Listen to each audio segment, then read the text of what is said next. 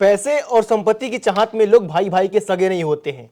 पैसे की चाहत में लोग इतने दूर भटक के चले जाते हैं, कोई ठिकाना नहीं है इसका।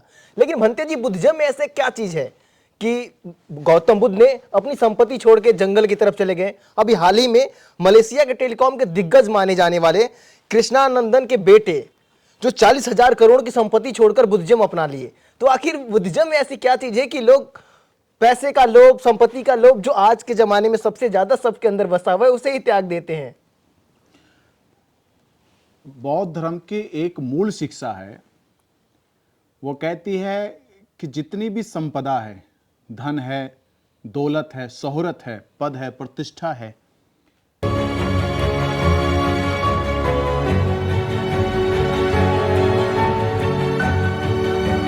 ये आपको बाहर की ओर खींचती है, बाहर वस्तु से लगाव पैदा करती है, आसक्ति पैदा करती है।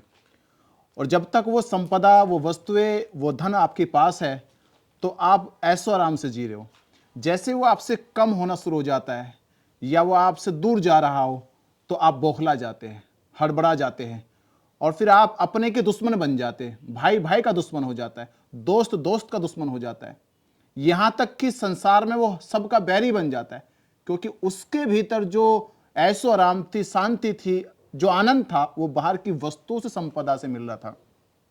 पर बुद्ध ने ऐसी खोज करी कि तुम्हें मैं ऐसा आनंद दूंगा, ऐसा सुख दूंगा, ऐसी शांति दूंगा कि उसको कोई छीन नहीं सकता, उसको कोई लूट नहीं सकता। तो बुद्ध की जो शांति है, जिस शांति को, जिस सुख को हम बाहर धन से पाते हैं, यानी 40,000 करोड़ की संपत्ति को लेकर जिस सुख को भोग रहा था आनंद कृष्णा के बेटे वैन जॉन सेरिनपानो, उस सुख की खोज जो है, बुद्ध ने कहा कि इससे भी 10 गुना सुख मैं तुम्हारे भीतर खोज के दूंगा। तो जब ये ज्ञान उनको हुआ तो उनको लगा कि यार, धन धरती के कारण तो हम भाई भाई के दुश्मन हो गए, दोस्त के दुश्मन हो गए, अपने मित्रों के दुश्मन बन गए। पर बुद्ध ने तो ऐसी शांति बताई है, ऐसी मैत्री भावना बताई है कि एक तो छिनेगे नहीं और किसी के बैरी नहीं होगे। तो इसको लगा कि 40,000 करोड़ की संपत्ति को भी छोड़कर अगर मुझे वो सुख मिल जाए, वो शांति मिल जाए जिसमें मैं सदा ही बना रहूं और मेरे रिश्ते, मेरे रिलेशनशिप हमेशा कायम रहे, उससे अच्छा मार्ग मेरा दूसरा कोई नहीं हो सकता।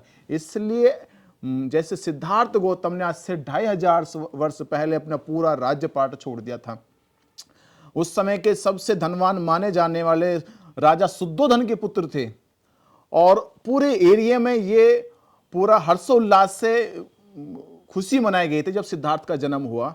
पर सिद्धार्थ 29 साल की आयु में आकर वो सारी संपदा को, सारी धन धरती को, सारी शोहरत को छोड़कर चले गए। मतलब आपके कहने का मतलब ये है कि एक तरफ जहां दुनिया पैसे की चाह में भाग रही है, तो पैसे से जो खुशी मिलती है, इससे भी बड़ी खुशी है कुछ? बिल्कुल, ये खुशी बड़ी इसलिए क्योंकि इसका एक सिंपल सा एग्जाम्पल है कि जो आपके पास शोहरत है, दौलत की जो खुशी है, वो खुशी वैसे जैसे तालाब का पानी। तो तालाब का पानी जब तक है तब तक तो आपको लग रहा है कि पानी से भरा हुआ है, पर वो परमानेंट नहीं हैगा, वो सूख जाएगा, वो दुर्गंध देने लगेगा, वो सड़ जाएगा। पर बुद्ध के जो आनंद की खोज है, जो सुख की खोज है, वो कुएं के पानी की भांति है। कुएं का पानी जब अपने भीतर से पानी का स्रोत निकालना शुरू कर देता है, वो सदा परमानेंट हो जाता है। उसे फिर चिंता नहीं है ये सूखेगा या सड़ेगा या दुर्गंध देगा या ऐसे कोई इसमें से पानी निकालेगा तो कम हो जाएगा। कुएं का पानी से जितना भी पानी निकाला जाए उसमें उतना ही पानी और आ जाता है।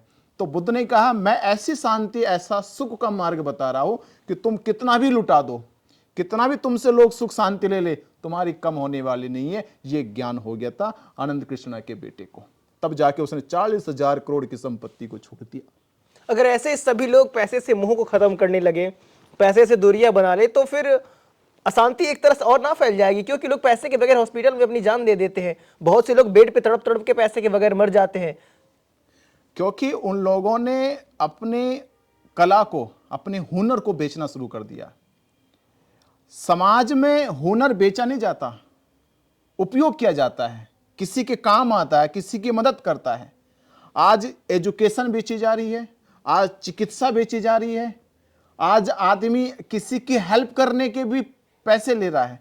तो ऐसे दौर में अगर कहीं बुद्ध जैसे महापुरुष की करुणा आ जाए, मैत्री आ जाए, तो शायद जिनकी आप बात कर रहे हैं कि ऐसे लोग इलाज के अभाव में मर जाते हैं जिनके पास पैसा नहीं है, क्योंकि वो जानते हैं बिना पैसे के इलाज नहीं होगा। ऐसे लोगों को कभी भी सही चिकित्सा नहीं मिलेगी जिनको पास धन नहीं है, दौलत नहीं है।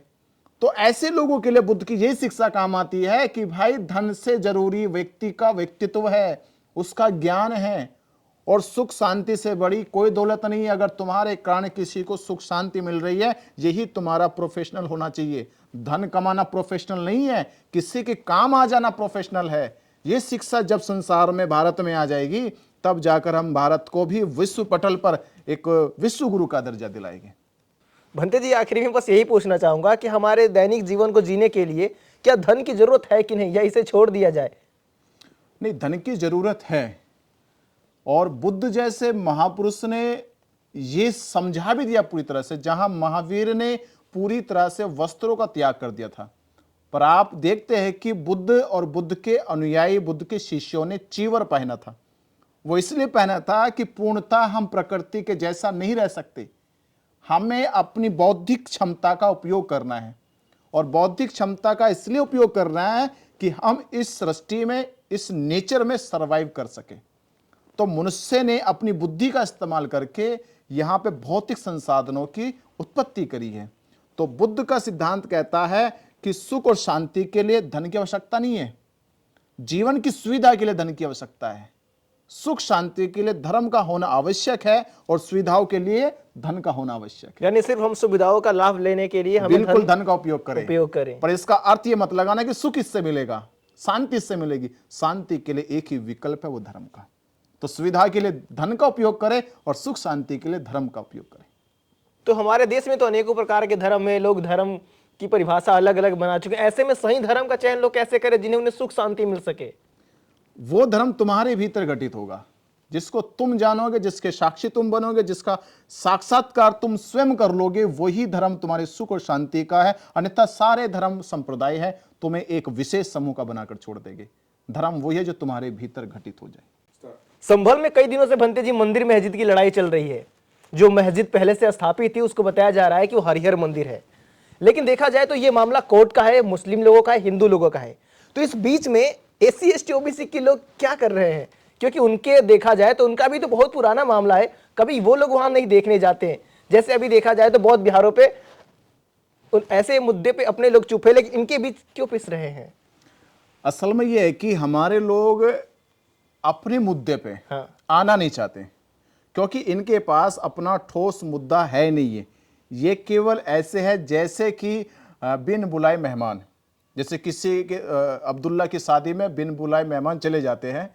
तो ये वही घटना है कि हमारे जो SC ST OBC के लोग हैं, जो अंबेडकर राइट्स लोग हैं, उनको देश में दिखना चाहिए कि आपके बुद्ध विहार पे भी कब्जा हुआ है, आप उसकी लड़ाई तो नहीं लड़ रहे। बौद्ध गया में 1949 से ब्राह्मणों का कब्जा है। हमने कितने आंदोलन अपने बुद्ध विहार को मुक्त कराने के लिए लड़े, यहां तक कि ना तो हमारी राजनीतिक पार्टी आई है, ना हमारी सामाजिक पार्टी आ रही है। जैसे तैसे भी उसकी लड़ाई लड़ी गई है, तो बौद्ध भिक्षुओं के द्वारा लड़ी गई है। पर जैसे संभल और हरिहर मंदिर का दावा वहां पे किया गया कि हिंदुओं के पक्ष की तरफ से हरिहर मंदिर होने का दावा किया गया है, मुसलमानों की पहले से मस्जिद वहां पे है, और बीच में कोर्ट ने कह दिया कि इसकी जांच पड़ताल होने के बाद इस पे कोर्ट अपना डिसीजन, निर्णय लेगा। उसी के बीच हमारे लोग बिन बुलाए मेहमान की तरफ घुस जाते हैं। भाई बताओ, तुम्हारी मस्जिद नहीं है, तुम्हारा मंदिर नहीं है, मस्जिद में तुम्हें नमाज नहीं पढ़नी है, मंदिर में तुम्हें आरती नहीं उतारनी है, आपका तो बुद्ध विहार है और आपके बुद्ध विहार पे ब्राह्मणों का कब्जा है। अगर लड़ाई लड़नी तो ब्राह्मणों को अपने बुद्ध विहारों से बाहर निकालो, तो तब समाज तुम्हारे साथ खड़ा होगा। अब तुम दूसरे के झगड़ों में जाकर अपने समाज के लोगों का, नौजवानों का सिर फुड़वा रहे हो, मुकदमे लगवा रहे हो उनके ऊपर। तुम्हें फायदा क्या होगा? तुम्हारे नौजवान तो जेल चले जाएंगे, तुम्हारे नौजवानों के ऊपर तो जुल्म अत्याचार हो जाएगा। तुम्हें मिलेगा क्या? या तो मस्जिद मुसलमानों को मिल जाएगी, या मंदिर वो हिंदुओं को मिल जाएगा। तुम्हें क्या मिलेगा? घंटा भाई वहां पे। अगर तुम्हें कुछ लड़ाई लड़नी है तो मंदिर मस्जिद की नहीं, अपने बुद्ध विहारों की लड़ाई लड़ो। और मैं समाज के उन राजनेताओं से भी, उन सामाजिक संगठनों से भी ये निवेदन करूंगा कि लड़ाई को बौद्ध विहार की ओर लेके चलो। यदि आखिर उन लोगों में इतनी हिम्मत कैसे आ जाती है कि वो लोग बौद्ध विहारों पर कब्जा करके मंदिर बनाए बैठे हुए हैं, और ये हमारे लोगों में इतना डर कैसे बसा हुआ है कि जो चीजें मंचों पे कहते हैं कि हमारे बौद्ध विहारों पे कब्जा हुआ है, लेकिन आज देखा जाए तो आंखों के सामने कब्जा हो रहा है, फिर भी हमारे लोगों में इतना डर कैसे है कि वो कुछ ना बोल रहे हैं। नहीं बोल रहे हैं, पर जो हमारे यहाँ की जो मंदिर पे कब्जा करने की जो प्रक्रिया है वो राजनीतिक है। अगर वो सामाजिक होती तो समाज कब का अपने मंदिरों को ले लेता। असल में समाज संविधान का पालन करता है, लोकतंत्र का सम्मान करता है, और ये सरकार की गलती थी 1949 एक्ट के दौरान जो सरकार ने की थी। अब हमारी अपील केवल सरकार से है, कोर्ट से है कि कोर्ट और सरकार हमारी इस अपील को सुने कि जिस प्रकार हिंदुओं की भावनाओं का सम्मान किया गया है, उनको राम मंदिर उनके पक्ष में का फैसला सुनाया गया है, वैसे ही भारत के बहुसंख्य बौद्धों का सम्मान किया जाए और बोध गया के पवित्र मंदिर का फैसला और या उसको ब्राह्मणों से मुक्त करके भारत के बहुसंख्य दलित बुद्धिस्टों को वो मंदिर सौंप देना चाहिए।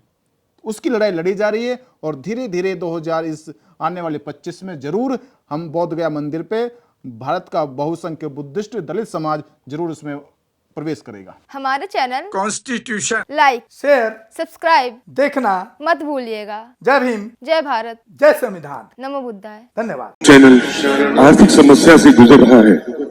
अगर आप बहुजन समाज में बाबा साहेब अम्बेडकर और तथागत बुद्ध की विचारधारा को अधिक से अधिक लोगों तक पहुंचाना चाहते हैं तो हमें आर्थिक सहयोग प्रदान करें, ताकि हम अपने चैनल के माध्यम से देश विदेश में समता, बंधुता, एकता और संवैधानिक अधिकारों को ज्यादा से ज्यादा लोगों तक पहुंचा सकें। आप अपनी सहायता राशि नीचे लिखे खाते में जमा करा सकते हैं। खाता धारक गौतम रत्न, खाता संख्या 3169576865 IFSC कोड SBIN 00603336, बैंक भारतीय स्टेट बैंक।